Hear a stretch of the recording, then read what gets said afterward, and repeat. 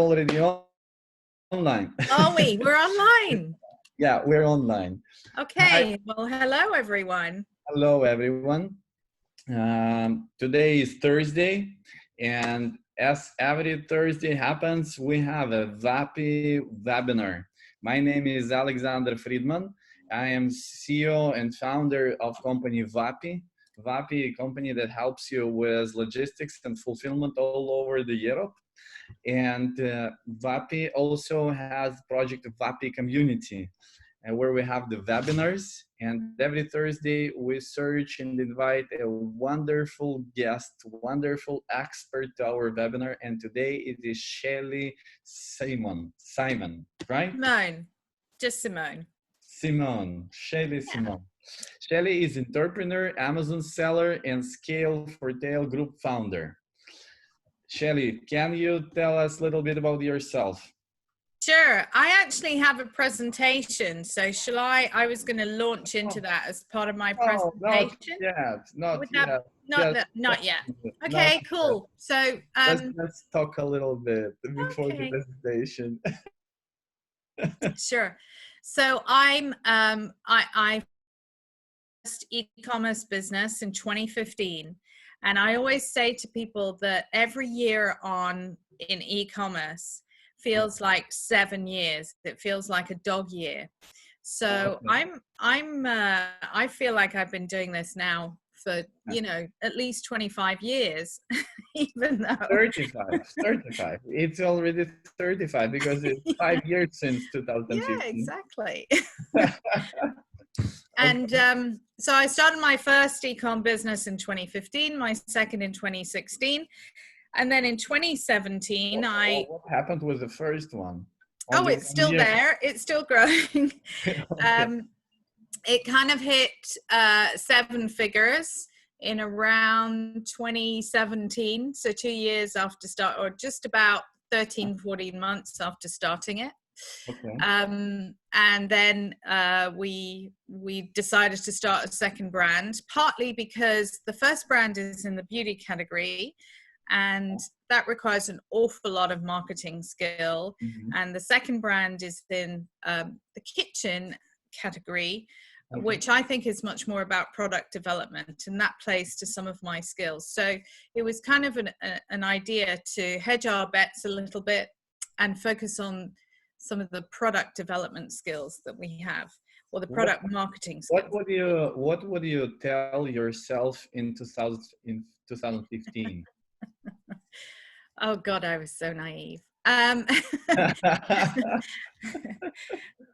Well, in 2015, all I wanted to see, so I had a long career of working for other people. I traveled the world doing that.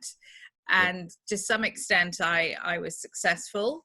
But so in 2015, my only ambition was to see whether this would give me any money to live on. That I started with a very, very small ambition. And I actually began because I felt like I'd been somebody else's employee for so long. I wasn't sure I could be an entrepreneur. I didn't really know whether I had the skills, the ability. I always knew I had the attitude, but that was it. So it started with very, very small ambitions. And then by my first Christmas, we had a runaway product. And I went on a course with a lot of other people in the UK, where I am. You can tell I'm in the UK, maybe. Yeah. And it seemed to me like we were doing a little bit better than the average. And so it gave me a lot more confidence, and it emboldened me, actually, to the point where I now have these 3 businesses that I run. As I understand, your ambitions were reached in some 2-3 months. No? Oddly, yes. But I also realized how difficult this was going to be. I mean, it wasn't going to be just up and up and up and never look back. It never happens like this. No. Never. Never. And Amazon, which is my main platform, still today, despite having a website and selling, through the website, Amazon is just such an amazing world when you enter it. It's to some extent, it's like a drug. It's like opium, because it's a platform that just feeds you so much volume if you get it right. And so it's harder then to try and work off it, but it also throws you so many curveballs, and they take the rug out from under you so many times a year that you soon realize the only way that you can survive is literally by building your own brand. And so brand became really, really important. So you wanted to start a business, and now you're drug addicted to Amazon. I am. Yeah, I'm a drug addict. Okay. So again, what would you tell to yourself now, after 35 years of experience, like you say? What would you say to a new person who enters it? Because you remember yourself 5 years ago. Yeah, I do. So I would say make sure that you have the right cash flow to get started, because you can't just, particularly these days, you can't just go on the platform and hope for the best. And you do need to have quite a bit of money behind you, because your process might start maybe 9 or 10 months or even a year before you might earn all of your money back. And so you need a good runway of cash flow to be able to go through that period of time. And that's assuming you're successful with your first thing, in order to be able to survive. And if you are successful, you need extra cash to be able to fund the next level of success, maybe before you've encashed the first level of success. So cash flow is really critical. The second thing is you really do need to learn how to do buying. Oh, wait, before the second thing. So how much? How much do people have to invest nowadays, or have a bank account to start an Amazon business? It's a bit like how much is a piece of string. I would suggest, and I put aside 30 grand to get going. Okay, you're in the UK, we're in Europe. What we're talking about? No, I'm talking dollars. Actually, I never launched my business in Europe until 2017. So all my businesses were launched in America first. Okay. Bigger market, much more opportunity, also more competition. And only in 2017 did I bring my businesses over to Europe as well. Okay, understood. So I think in dollars. Understood. Everybody is answering pretty the same amount of money, from 20 to 30. This is the amount of money that you have to start business on Amazon. Okay. What was the second thing that you would tell yourself in 2015? So I was very lucky. My business partner, who's my husband, is an ex-buyer, and he used to buy electronics from China even before it was fashionable. And so I learned an awful lot about managing suppliers and buying, just by watching him. And so you do need to acquire some skills in that area. I think that's really critical, so that you get products with the right suppliers who are going to grow with you, who are going to be flexible with you, who are going to, take you through the good times and the bad times. And need actually to be able to, so we are extremely fortunate. We have negotiated some of the best terms with suppliers in order to support our cash flow needs. We don't pay them in advance. We pay them. But you pay them in general? Yes, of course we do. But we pay them 30 to 45 days after.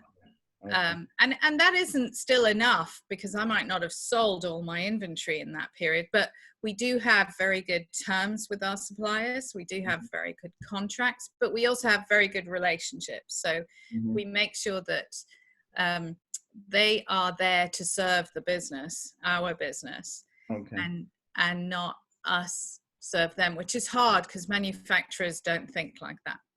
Absolutely not. No. They want to get all the money at the point when goods leave their factory. Yeah. Yeah, so you build that over time. That doesn't come with the first order, obviously, but it also is important to, you know, give them volume and be a good customer for them. And when you are, you can be a little bit more demanding. And it's important to know at what point you can shift the relationship more in your favor. So, as I remember, you also have a community in UK, right? yeah, that's right. Yes. Can you tell me a little bit about the community? Sure. So in 2017, I wasn't doing enough, obviously. No, I'm only joking. I found the whole thing of being an internet entrepreneur very isolating, very insular. And I really missed people. I used to go to a proper job where there were faces, were joking and smiling. And I used to fly all over the world to you know, do things with people. And so I found it really quite depressing. And I was worried for my own mental health, frankly, at one point. So I decided to set up some meetups in the UK, and they worked beautifully. So to cut to the chase, we eventually got sponsors like Amazon and Payoneer and other big companies to support this growing community and to help us run meetup events, which we were running prior to Corona. We were running every other month. I don't consider myself to be the biggest expert in the world, and I always want to learn. So I use those events as a lovely platform from which to bring some of the best minds around Amazon and digital marketing and e-commerce, business management to the community. And that's how I keep fresh and stay alert and understand. So you did it, most of it you created for yourself to learn and to get information, right? I created it for everyone. It's such a beautiful win-win. But obviously I benefit from it too. Wonderful, wonderful. We have a little problem with the voice. Can you? I think I don't hear you. No, I'm not being heard properly. Oh, now is good. Okay. Okay. So how big is your community right now? So we have about 3,000 active members in the Facebook group, and we also have populated most of the meetup groups on the platform Meetup.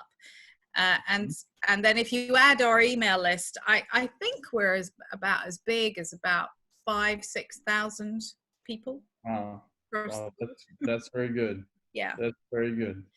Was it growing fast? Like since the start? Super fast. I mean, we grew massively between 2017 to 2019. So people have this need to talk to each other, right? The more we go to online business, the more we have need to talk to each other. Well, you know what? The thing is that whether you're talking about Amazon, or whether you're talking about Walmart, or whether you're talking about Facebook, or whether you're talking about Google, all of these are really big companies, and they dwarf us, right? They're massive dinosaur companies. And here we are, little entrepreneurs all over the world. And so if we don't club together, my belief is we don't win. There's no way we can battle as a singular entrepreneur against all of the challenges that those businesses have us face in growing our own businesses. So the only way to do this is to bring people together, to learn together. Now, different people will go off and do different things with that learning, but at least we come together, we share. You know, when Amazon goes and makes a massive algorithm change, the community in our group, we can all talk about it and figure it out. So there's real benefit in clubbing together. Cool.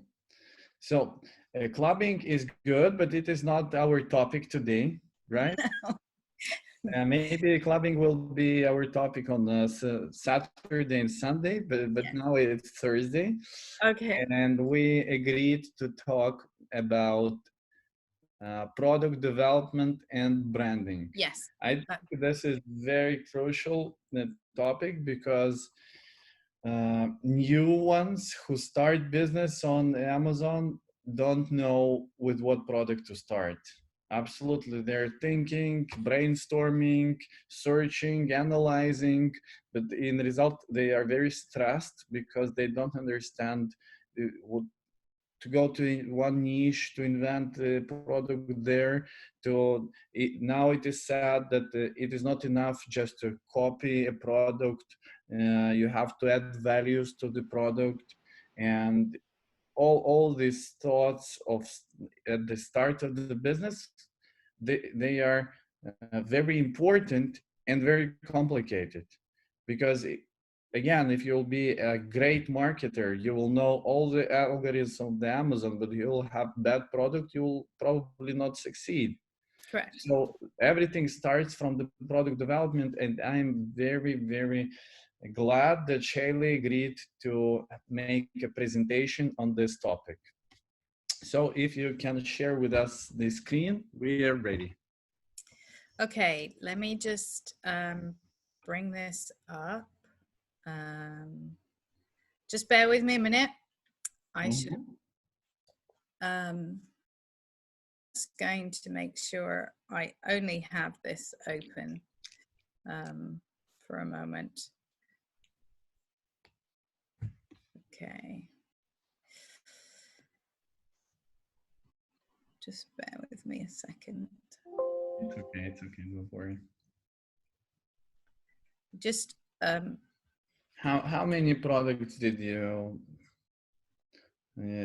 sell in this 35 years of experience? well, I guess we sell close to about 200,000 units a year. So I don't think that's the biggest amount, by the way. But it's, you know, it's decent enough. How many SKUs do you have right now? So actually, I only have a dozen per brand. So I tend to go more deep than wide, I like to say, at least. But I think most of the sellers do like this. No, it is very difficult with Amazon to have 100 Amazon listings. So I don't run Scale for Retail on my own. I run that with somebody else, and he is very different to me. So he believes in having, he believes in having a lot more products. He actually has something close to 200 products, but he's and he doesn't just do private label or his own brand. In fact, he doesn't really do his own brand. He does, he prefers to do wholesaling. And so he very much, there we are. There we are. We're sharing screens now. Right. We see it.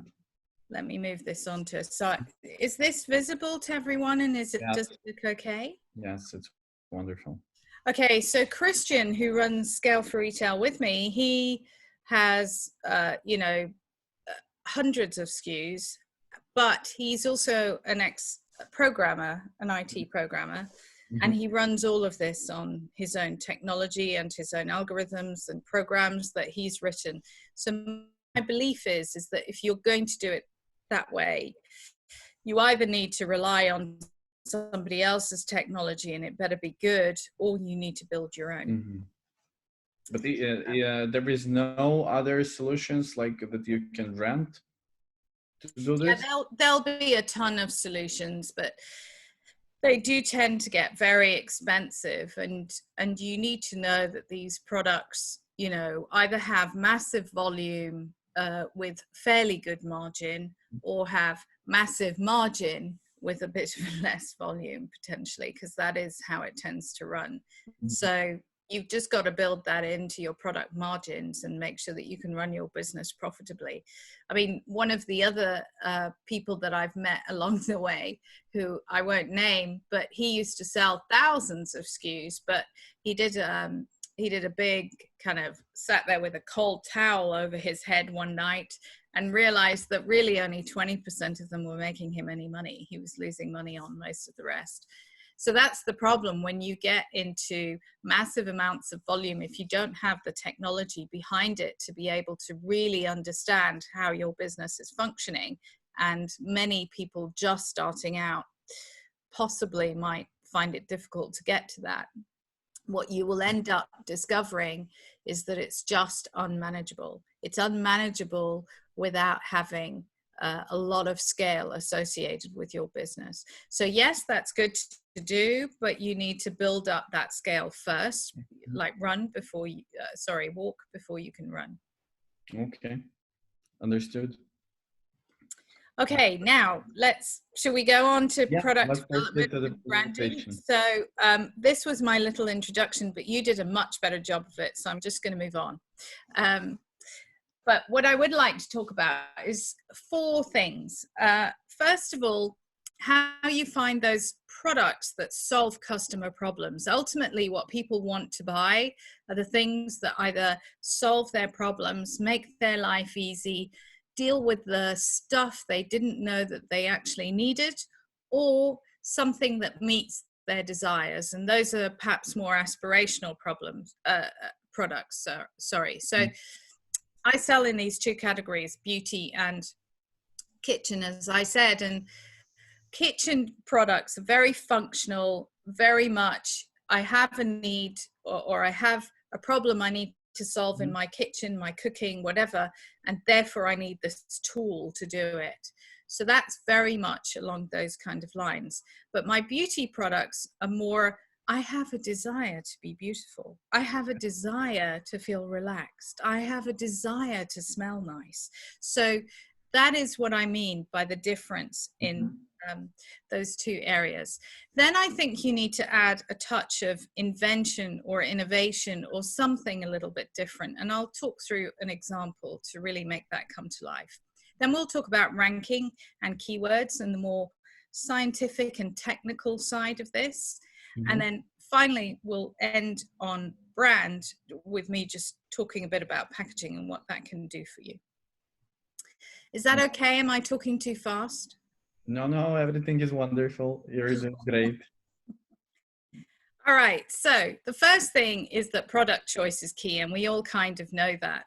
Because if you get it wrong, and I did get it wrong. I got it wrong with my first product. I decided to go with a 2 supplements, and I launched them in August of 2015. And with one of them, there was not enough demand. It was too niche. I thought I'd done my research, but turns out I didn't know how to read the customer numbers. With my second one, there was far too much. What exact was your mistake? You have analyzed the numbers and you were wrong?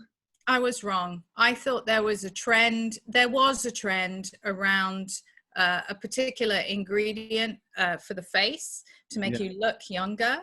And when I looked at the Google Trends, it looked really good. But actually, what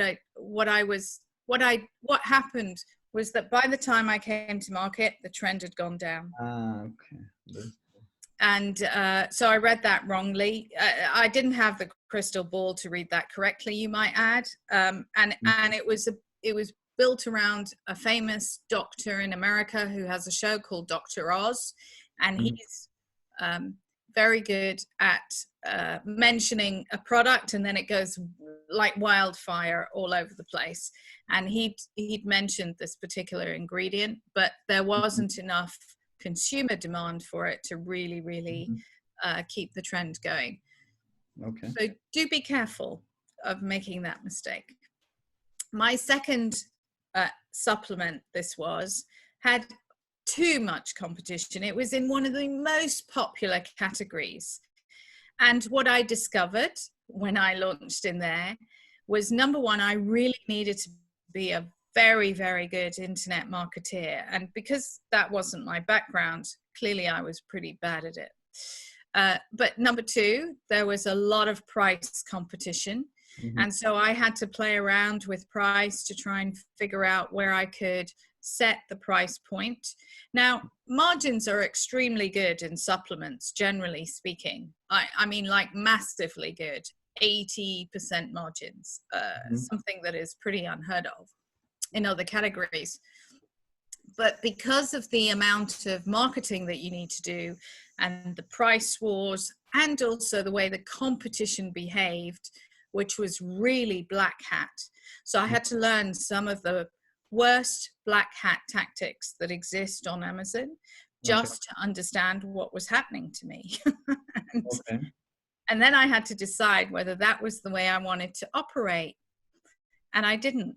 So guess what? I'm not doing those products anymore.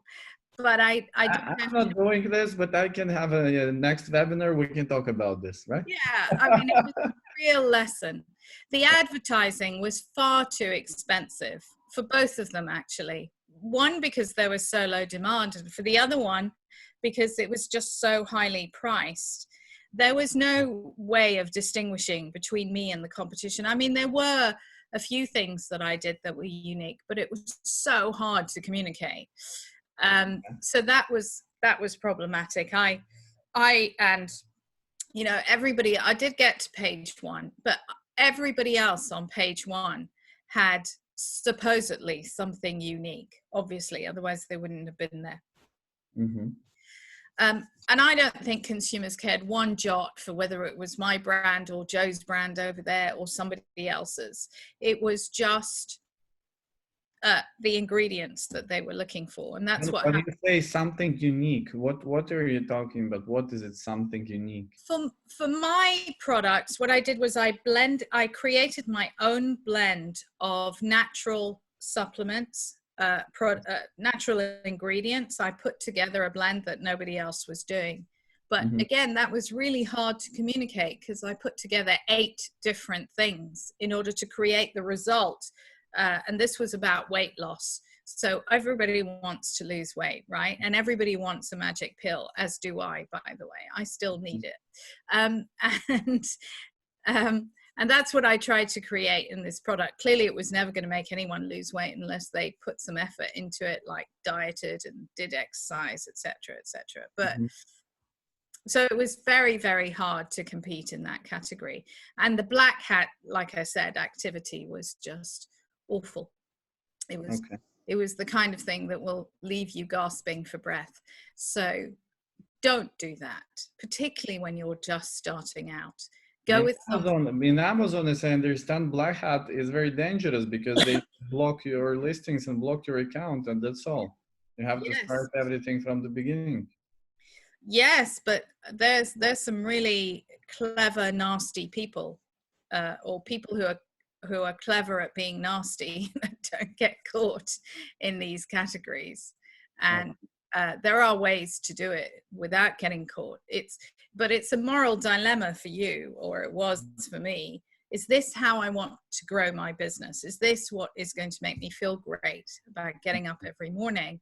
You know, knowing that I did, I don't know, 3 black hat things versus knowing that I learned how to grow a brand. And I chose growing a brand because I did not want to do the other stuff. Anyway, so it's important that you have a story around your products and a story around your business in order for you to create that fan base who will come back to you for the other products. Because actually, if you get your first 2-3 products right, you can just launch a whole bunch of other things that same audience wants. And if you start to access that audience, which is a whole other webinar, it allows you to sell to them again and again and again and again. And we all know that acquiring a customer, acquiring a customer is very difficult, but having repeat customers is easy. I need to get some water. I'm really sorry. Yeah, get some water.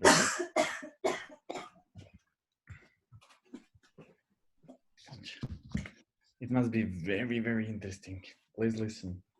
Sorry, that was a bit real, wasn't it? I shouldn't try and be so human. Okay, moving on. Yeah. So this is the typical private label kind of idea that most gurus will teach people who are just starting out. Mm-hmm. And if you looked, and I chose meat tenderizers, because if you looked at meat tenderizers about a year ago, the whole of the page would have had this particular product, if you can see my cursor around it. Yeah. This particular product. And if you look at page 1 today, which I decided to do for this, for this webinar, you will see hardly anyone on that page with these products anymore, because they've all gone bust and disappeared, frankly. And most of the traditional product around this is this hammer that you beat your meat with. If you've been around a little while in life, you'll know that that's the good old-fashioned way of doing it. So there are a few of these guys left, as you can see on this page, but very few. And this was a typical, you know, the whole herd went into this private label area. And how you know not to do that is if you go on Alibaba, for example, to source your product, and you find 10,000 listings of this particular product that's on there, then let me tell you, Amazon is already saturated. Don't do it. Okay. And certainly don't do it for, so anything I mentioned today as a specific, don't do that product. I'm not giving you things. Because whatever I'm repeating, other people might be repeating. And actually all I'm doing is putting together the knowledge that I've acquired over the course of time, both from people who've come to the Scale for Retail events to teach us, as well as my own experience. You're saying that it is all about searching for the new products all the time? All the time you have to search for new products that are not everywhere on Amazon yet? Yes. Well, I'm going to go into that in a lot more detail on the next few slides. So this is the what not to do bit. So what to do is, first of all, find the thing that, like I said, solves the problem, so that your customers will say, oh my God, I didn't know I needed this, but I've been looking for it everywhere and suddenly you've given it to me. It's that kind of product that really sells. And that allows you to control pricing, because, you know, once people flock to your product and you're selling 140 units a day or whatever the number is, or even 1,000 units a day, you know that you can start to price up. Even though Amazon is a price comparison engine and a product comparison engine, once you are there and you have that bestseller badge and you are selling, you can begin to start to play with the pricing. Not too much, perhaps, because you still need to compare with everything else on the page, but to a certain extent, you can go a little bit further than anybody else. You, above all, can protect yourself, protect your idea, protect the molds, and actually maybe control. So I'm about to launch a new product in the kitchen space that I have imagined from a problem that I have had, and that my manufacturer of an existing product has developed for me, or with me, I should say. Now, of course, he has dreams. I'm sure he goes to bed at night and thinks about who else he can sell this product to. But what I've secured with him is a 12-month, let me have it for me alone, so that I can see whether I can grow that market to the heights that I believe that I might be able to get it to. And if I do, then in a year from now, I'll just buy out all the molds and won't let anybody else have it. And I will have patented it, by the way, as well, so that I do really, really corner the market. Can you explain me what did it buy all the molds? So the mold is, you know, the tooling that's required in order to make the product. So right now, my manufacturer has paid, let's say, $10,000 to develop the tools that will make the product. And he's not asked me to pay $10,000. And I haven't offered yet either. But in a year from now, but I've secured a 12-month timeline in which I may go ahead and do that. So I've reserved the right to do that and take away his opportunity to sell it to anybody else. Understood. Now understood.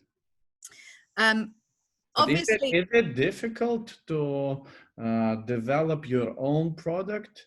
Is it difficult to find a supplier who will do this? All the process of discussion, how it happens? I'm sure people are afraid that it is impossible for them. it's probably not the first thing you do. The first thing you do is take something that another manufacturer has already designed and developed, as I did with this guy. You change it somewhat. I will always change it. I will never issue just what's off the shelf. I might make small changes like colors, or rather than shape. Shape requires molds, so that's expensive, but colors is easy. Look, I want this color knob instead of that color knob, or I want this rim instead of that rim, or I want this cover over it rather than that cover over it. That's really easy to do, and that allows you to do white label customization, I would call it, rather than private label. And that allows, and that's super simple, and you can normally incorporate that within the same price. And once you've worked with that manufacturer doing these small cosmetic changes, and you know that they are good and reliable. I mean, this manufacturer that I'm referring to, on our first order, failed 2 inspections and only got it right on the 3rd inspection. So it didn't look good at a certain point, but we make them pay for the 2nd and 3rd inspection if they get it wrong. We pay for the first one, but if they make a mistake and they've got it wrong. So what happened was we had some difficult conversations, but I can tell you on every single order after that, he got it right on the 1st inspection every time. Why? Because he had to go through a process, I suspect, to really understand what quality was from our perspective. He now gets it, so I can trust him, and I've developed a completely new product with him. I wouldn't have done that as my first conversation with him, obviously not. It's a progression, I would say. Now, the other thing is, I don't just sell this product in America. I sell it in America. I sell it in Germany. I sell it in the UK, in France, in Italy, in Spain, in the Netherlands. I may consider Japan. I may consider Canada or Mexico at some point in the future. So once you've got it right and you know that it really works in one market, actually you proliferate your business naturally within Amazon or a platform like Amazon across the globe. And that's also what gives you, like today, if you look at my kitchen brand, about 50-ish% of my sales are in America, maybe 58%, and the rest are in Europe. And then if you break it down, obviously Germany and the UK are the bigger countries, so they take the larger proportion of revenue. But I also get something from the other countries. So it's that proliferation across the, now it's not as easy to do that with Walmart, and it's impossible basically. And you can't really do that as easily with eBay or other platforms. So Amazon is quite unique in that sense. And obviously you can do that with your website, but there's cost associated with shipping all over the place.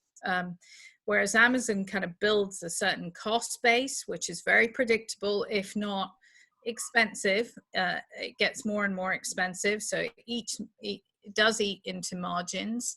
But if you can keep your prices high because you've got these really unique products that customers absolutely want, then you can still make this, make money doing this. And also your product life cycle will last a lot longer. So I have products that I am still selling that I designed and developed in 2016. Many of the other examples of white label products. You know, you might sell them a year, but you're going to have to replace them the following year, because whatever, the trend is gone, or the market has become so saturated, you've got to exit and go and find another market to be in. And so this way you are there for a much longer period of time, and that's good for your listings, because your listings on Amazon are judged by Amazon over the course of history.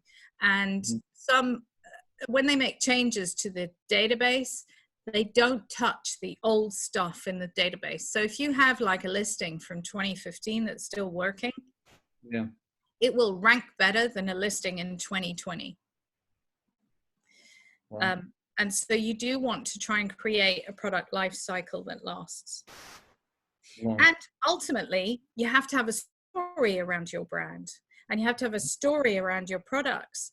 And when you do that, you create a fan base that keep coming back to you again and again. People love stories, right? Yeah, they do. They love stories. So let's look at some specific examples so that I don't bore people to death. Okay. So if you look at a dog harness, for example, I have a dog, but I don't sell these products. If you go for broad targeting for dog harnesses, you know, you're going to find it really tough to compete in this world right now, because there are just so many, and also a lot of pet products aren't very expensive, so the prices aren't very high, so your margins are going to be quite low. The good news is you may be able to get your harness from the UK or whatever your domestic country is. You might not need to go to China for it, but you will find it tough to get the right price potentially outside of China. So, you know, this is a massively competitive market that you might want to think again about. But that doesn't mean you walk away from dog harnesses. What that means is that you focus in on a dog harness for the owner of a dog that has a really weird shape, right? That that doesn't fit most harnesses. So like, go for a bulldog harness. I mean, designing something for a bulldog has got to be very different to designing it for any other dog. You mean like go sharper into the niche, right? Yeah, exactly. Go focused. And actually, people who have bulldogs, obviously, love their bulldogs. They love everything about bulldogs. They probably have bulldog ornaments in their house. Do you know what I mean? So you could actually begin, if you target this audience of people who love bulldogs, and it's important that you quite like dogs and bulldogs yourself, probably. Because if you hate them, then you're going to hate your own products and your own brand. But if you have a lot of affinity, personal affinity, and you frickin' go get yourself a bulldog as well, then you will understand everything about bulldog owners. You'll join all the groups for bulldog owners. There'll be a ton of groups on Facebook. And all these people will be going on about, where do I get this for my bulldog? Where do I get that for my bulldog? How do I do this to my bulldog? How do I make my bulldog do that to me, for me, whatever? And that will give you all of the product ideas. Trust me, you just need to join a bulldog loving group, and you will get out of the people in that Facebook group and everything that they care about. And actually, if you look on Google and if you look in social media, you will find so many different products just designed for the bulldog. And that's how you need to get started on Amazon these days. That's how you need to think and adjust. You're saying that you should find the product. Probably the product will be already known by everybody, and there will be a lot of listings about this product. But you should think to go in some kind of niche, even deeper. And it's better if there is a community. Yes. Where you can join and listen them to find out their needs and to find out what they're searching for. Yes. And then do the product exactly for them. That's very clever. Yes. They will tell you what they need. You don't need to imagine too much. It'll be so natural and easy for you. I mean, it's the same if you went into any other group or community. You know, if you wanted to do golf products for humans, if you want to do swimming products, if you wanted to do ballet products. Don't do ballet, by the way, there's no money in that. But I'm just saying there are, you can do this around humans. It isn't just around animals and pets, but you need to start thinking in a way that takes you deep into a community. So it's all about being the big fish, but in a smaller pond, rather than trying to be the big fish in the pond for everyone. I mean, a big retailer can do that, or a big brand can do that, like Nike, but you and me starting out probably can't be very successful because we don't have a lot of money and resources and funds. So if you just look at this particular slide, you'll see the ad costs for a dog harness are $1.33. And right, this is in the way here. Whereas a dog harness for an English bulldog is 67 cents. That is so much cheaper to reach an audience with, obviously. Or a dog harness for a French bulldog. And now you've got all these different kind of bulldogs. So you're not limiting yourself necessarily by going for a bulldog, because you got the French version, the English version, the this version, the that version. And you can also go for long tail keywords like French bulldog with a harness and a leash. And look at that. That's like 59 cents with a volume of 26K. So that's still a really high volume niche, but actually you don't need to spend search volume in what time? In a year? No, this will be monthly volume. Okay. Yeah. Here's another example. So if you just do bulldogs on Instagram and what the hashtags collect in terms of number, this is just a reflection of interest, right? You can see that there is a massive amount of interest around this particular dog, which may not be the prettiest, but it's really, really popular. But Instagram doesn't show us hashtags on UK. It shows us hashtags in general. It does, yeah. But you could do UK as well. I mean, I don't think about selling in a particular geography. I think about selling a product to an audience. That audience is probably quite universal, not just in one particular country. So bulldogs, believe it or not, are really popular in America. They are, of course, popular in the UK and France as well. You're saying that you can check the measures of the community by Instagram? Yes. Yeah. Cool. Yeah. Okay. And then once you've decided you're going for this bulldog harness, you add a touch of invention to it. So in my example, what I would do is I would make a Union Jack version of the harness so that it looked like an English animal, because it does have some, you know, some connotations with Churchill and being British and all this kind of stuff. Or if you're in America, do one with a stars, you know, with their flag. Yeah. Or if you're doing it for the French, maybe you'll use the French flag colors. Or don't go with the flag, but do something a bit more iconic. Like if you have a girl bulldog, you might want to make it cutesy.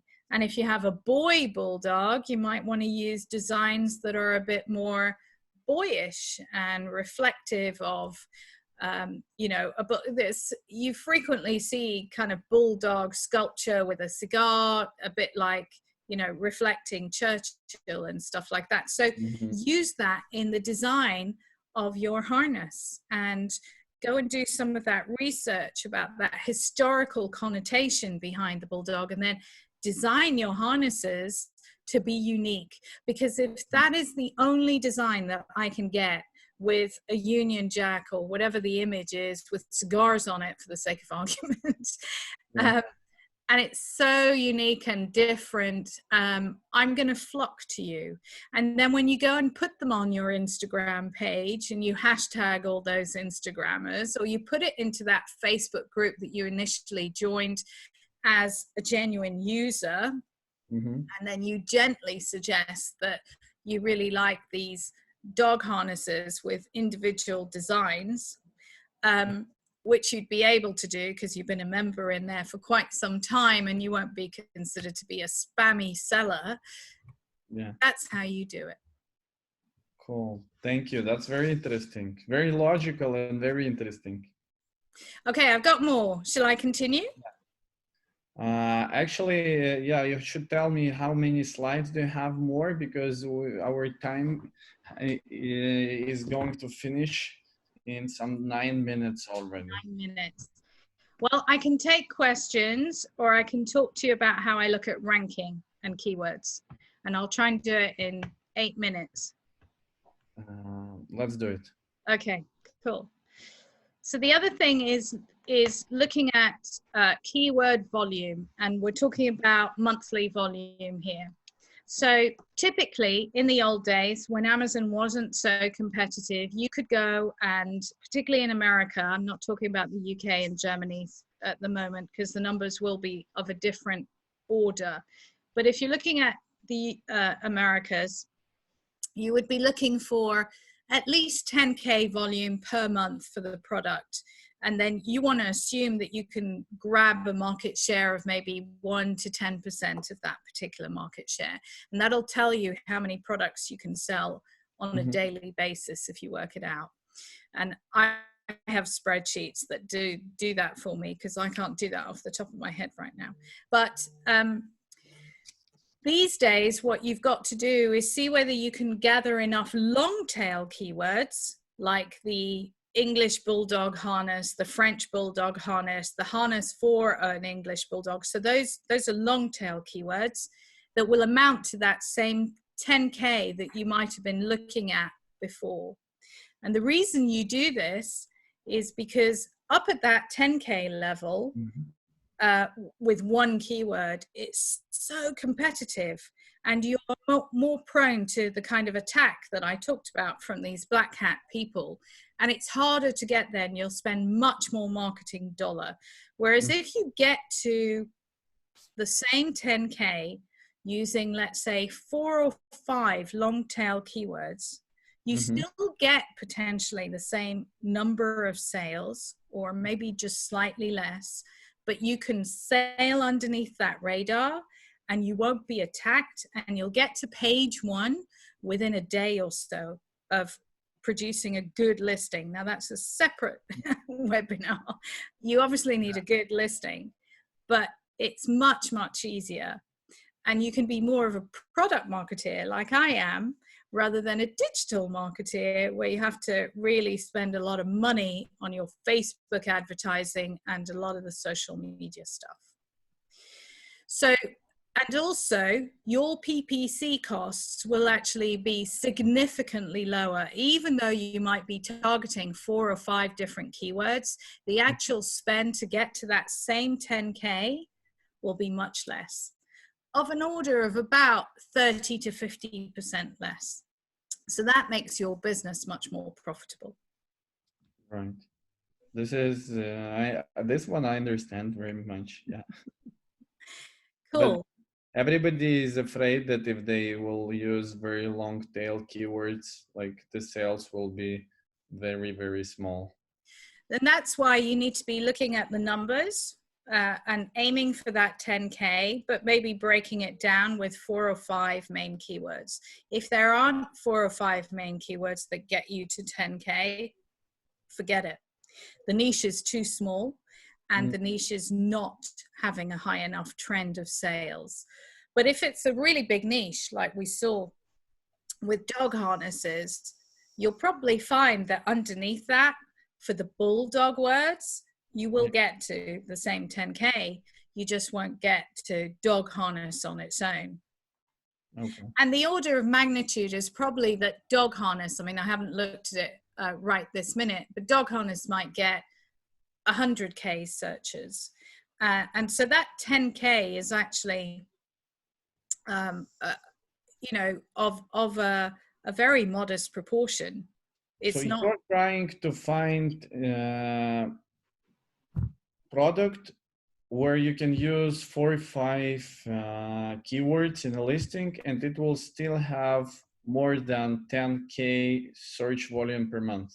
Yes, that's it. But start with the product and with that community, that target audience first, in order to get it right, and then go and make sure that the keyword volume is going to be there for you. And obviously people will use tools like Helium 10 for this, so very Amazon focused tools.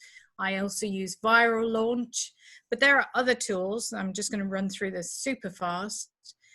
So Neil Patel, who's quite a famous digital marketeer, has a tool called Uber Suggest, which also gives you some quite interesting data. So I did this on interactive dog toys. So it's a little bit different. Whoops, sorry. And as you can see here, if you do interactive dog toys, you know, you have a volume of 9.9K there. But if you then look at the other long tail keywords, and this is on Google, you can validate whether Google and Amazon together can tell you whether there's a positive trend here or whether there's a negative trend. But what's interesting here is you can also get the Google cost per click, and also understand what the volume is on there. There are other tools that you should use. This were the volumes per month again? Yeah. So there are other tools that you should use in order to validate your idea before you go off to Alibaba or wherever to buy it. So do look at things like Google Trends. There's a website called Answer the Public, which is really good for research. Also use how does it work? So this is just a quick view on Google Trends for interactive dog toys. So as you can see, it's a pretty stable market, particularly over the last 12 months. It has its highs and lows, but it does seem to stay at a certain level. Sorry, going in the wrong direction. So Answer the Public will give you the questions that people are asking about the product. So it's really cool. You go and put your interactive dog toys into there, and it'll tell you the 4 words, the 2, and the with words. And that really helps you to understand why. So the 2 words tell you why they want interactive dog toys. They want it for heavy chewers. They want it for large breeds. They want it to keep their dog busy because they can't play with it. It's analyzing Google. It's analyzing what people are writing in Google, or they have their own audience. I think they're doing more than just Google. I think they're using other sources of the information. I think they look at media sites as well, and also blogs and media articles. So it's really quite an interesting tool, and you should definitely use it as well. And then this is back to Neil Patel's Uber Suggest website. You can also look at some of these long tail keywords. Now this is Google, and you can see what some of the best blogs are and what people are talking about. So you can see that people are obsessed with their Labradors. They're obsessed with keeping their dog entertained. My first Shiba Inu, whatever that is. I'm not into dogs that much, or your golden retriever. So although I gave the example of the Bulldog, you might also look at other breeds. And that is the beauty of going for something like dogs, because there are so many different breeds, and you can speak to that breed owner. And there will be a Facebook, there'll be about 10 Facebook groups per different breed that you should join. And they will all be feeding you loads and loads of information. Very interesting. it's all about analyzing the data. Yes. All the data is in internet. You have to analyze the demand from different sources to analyze the keywords, to analyze the numbers. Yes. I mean, I think it's a right brain, left brain activity. So on the one hand, you need to be emotional and be part of that community and understand what it wants. And on the other hand, you need to be numbers driven and analytical, because you wouldn't spend your money on an emotion. You have to know what your numbers are, what your PPC spend is going to be, and whether you can make money out of it, because that's the most important thing ultimately. It's serving the customers while making money. You're not a charity. Right. And then, okay, let's have the final slide. Okay, so the final slide, I was just going to talk about, make sure that you also add branding to what you are doing. So if you look at this brand, this is a product that is helping people who look a bit bold on the top, and it's a hairspray that adds hairs, really, so it makes you look a lot bigger and thicker. And it's possibly more of a male product. But my idea behind showing you this is to show how you can use packaging. So this is on the main listing on Amazon, the first listing, the first image that you see. And as you can see, they're showing both the bottle that it comes in and the packaging. And the packaging tells people, tells people what the product is, shows the branding, and I always add packaging to everything I do. So a lot of the gurus will say, oh, don't bother adding packaging. It's just sitting on a shelf in a warehouse. It gets delivered to the customer. But actually, when the customer opens up that package and has a look at the product, your packaging can educate them on how to use it, on who your brand is, on what your brand values are, on what your website is and how they reach you, which of course Amazon doesn't like us to do, but they can't stop it being on packaging. And so my packaging always has use. It shows people how to use the product. It tells them how to contact me. It tells them how to get a warranty from me so I can get their email address. It is really important that you add, in my belief, some branding to it. And the second picture shows you how not to do it, because a Moscow mule is a Moscow mule. And here they are showing you their gift packaging without telling you who their brand is, without using packaging to their advantage. They're just trying to show you that it comes in a box. And what a waste of effort. Okay. And that's it. We've run out of time, so I better. Yeah. It's okay. It's very interesting. And as I said in the beginning, this is the crucial and important topic to start all your business. So thank you a lot that you're sharing this with everybody. Oh, you're very welcome. It's a great pleasure. We are a little bit more than the timing for the webinar, so we should shorten the amount of answers. I usually ask a question and ask you to give 3 answers.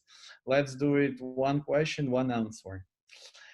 So to conclude the 1-hour presentation, can you tell us 1 takeaway, what to do, 1 short sentence, what to do to be successful on making a great product for e-com? Yeah, get in there with the customer base and the audience. So join the Bulldog owners group, for example, and immerse yourself in there for a week or 2, and you will find your products. Then make sure that they're profitable for you, that you can make the right margins. So do your numbers-based research. And finally, make it look good. Wow. It's just like a strategy. It's just like a strategy. So don't go from your head, go into community, be there for 1-2 weeks, analyze their needs, validate it through the data, and create a beautiful brand. And you're the winner. Wow, that's very good. That's very good. What not to do? Like never. I failed already like this. I saw other people fail like this. What never to do? So do not go into an area where you cannot differentiate the product. If you go and look up Moscow mules on Amazon, there is no way to make these mugs look any different to the ones that you see in this picture. They all look the same. So don't do that. That's very difficult to differentiate.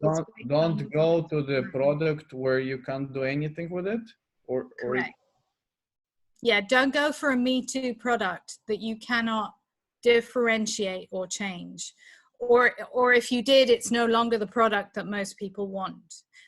So don't do Me Too. Do not follow the herd.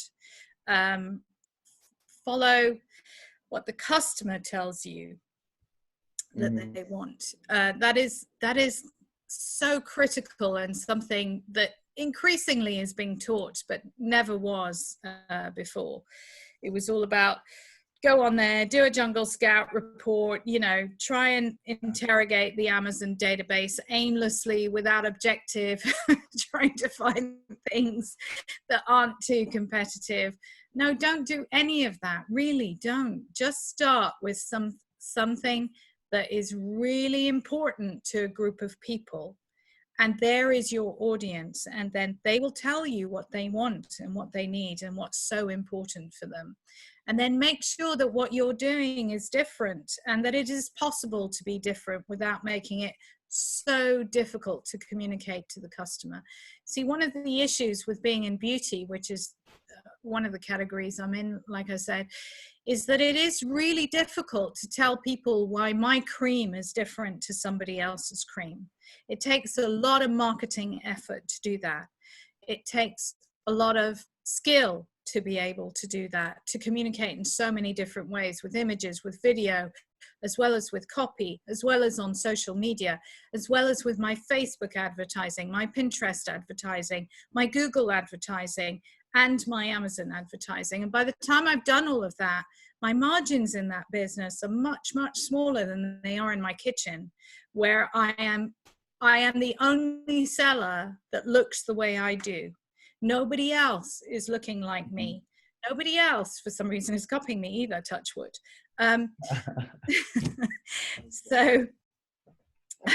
So the two brands are very interesting, but very, very different in terms of how they behave. And make your life easy, and start off with something that will give you courage and the money to be able to grow. And then you will feel super confident and be able to really fly. I think this is the wonderful final speech. I have nothing to add here. Okay, can you stop sharing the presentation, please? Sure. Stop sharing. There we go. Is there anything you want to tell to the audience?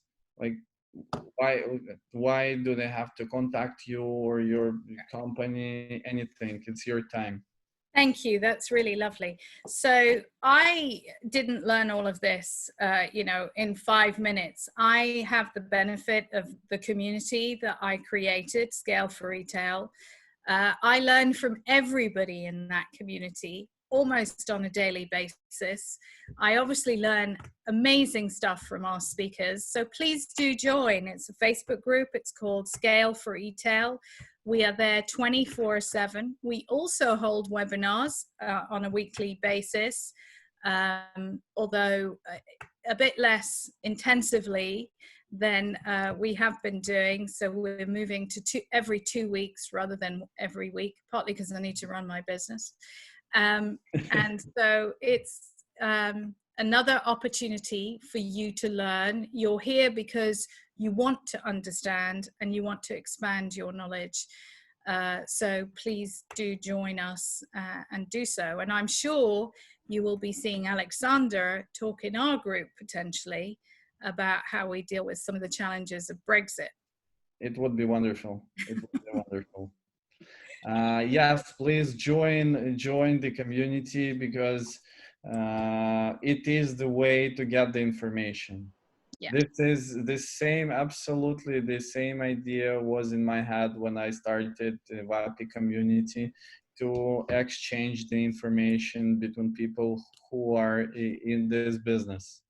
This is the way to find each other, the way to find people who can talk to you on one topic, with whom you can exchange the knowledge. It is very crucial to grow. Yes. So of course, Shelley has a very, very big community. Join it, and I'm sure you'll find a lot of interesting there. And about WAPI community, please sign up, tell your friends, and stay with us every Thursday, every week. We have a webinar with very, very interesting people. Shelley, thank you very much. It was very interesting, because you managed to tell all this strategy actually in one sentence so that I can remember it. And I'm not a seller. I'm more an entrepreneur in the business of logistics, but it is very simple, logical, and it is about sales. I like that you're talking about listening people first, not inventing the products and pushing them into the people. No, it will not work. Find the niche and listen to them. Find the community. That's a great idea. Yeah. Thank you very much. Have a nice day and good luck. Thank you. Thank you to everyone. Thank you, everybody.